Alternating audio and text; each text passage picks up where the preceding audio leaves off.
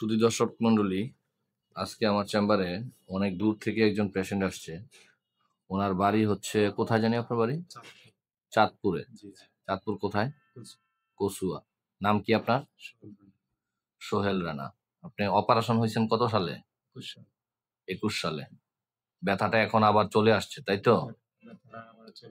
আচ্ছা, এখন আবার কষ্ট হচ্ছে আপনার। সোহেল রানার, এই যে সোহেল রানার এমআরআই রিপোর্ট। এই এমআরআইটা কি অপারেশনের পরে? হ্যাঁ, অপারেশনের পরের এমআরআই আমরা দেখতে পাচ্ছি এখানে।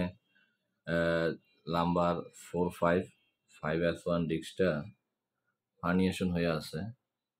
এখন বর্তমানে কোথায় কোথায় কষ্ট হচ্ছে বা কি কি সিমটম আসে আপনার? আচ্ছা, আর কোথায় ফুলে যায় বললেন? একটু দেখান তো। হ্যাঁ, এখানে। আর কোন জায়গায় সমস্যা হয়? নিচে নামে না? মানে কতক্ষণ হাঁটা চলা করলে এই কষ্টগুলো হয়? 2-2.5 ঘন্টা 3 ঘন্টা। আচ্ছা, ওনার ফিল্মটা যদি দেখাই আমরা, এটা অপারেশনের পরের ফিল্ম তো না? এখনো নার্ভের উপরে যথেষ্ট চাপ আছে। অপারেশন করা হয়েছে ওনার। হ্যাঁ, লাম্বার 4-5 এবং 5S1 যে ডিস্কটা, আমি জানি না কি অপারেশন করছে ওনারা। রুগীর এখনো ওই যে নার্ভের উপরে যে চাপ, এটা এখনো ক্লিয়ার হয় নাই। মাসেল গুলো স্পাজম হয়ে আছে। একটু দেখানোর চেষ্টা করছি, যারা আসলে ফিল্ম সম্পর্কে অবগত আছেন দেখলেই বুঝতে পারবেন যে যথেষ্ট চাপ আছে এবং রুগীর কষ্টগুলোও আছে।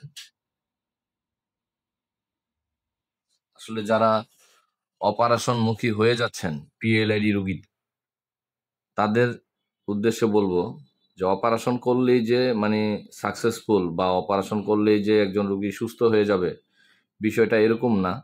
কারণ এই যে এই রুগীটাও অপারেশন করেছে 2021 সালে, এখন আমার কাছ থেকে আবার চিকিৎসা নিতে আসছে।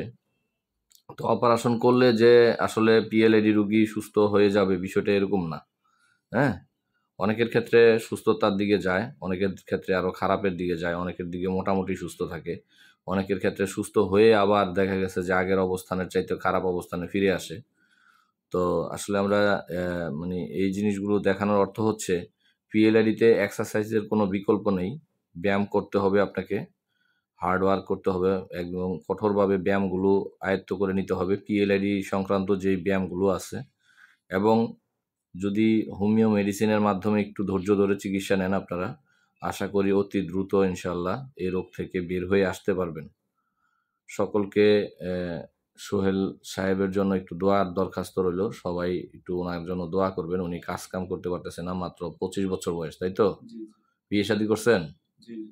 বিয়ে শাদীও করে নাই। মনের ভিতরে একটা ভয় ঢুকে গেছে ওনার, এই বয়সে এই সমস্যা হয়ে গেছে। অপারেশনও একবার করলো, তারপরও সুস্থ হয় নাই উনি। তো সবাই ওনার জন্য একটু দোয়া করবেন দয়া করে। যারা ভিডিওটা দেখছেন সকলকে আমার পক্ষ থেকে আন্তরিকভাবে ধন্যবাদ। আপনাকেও ধন্যবাদ।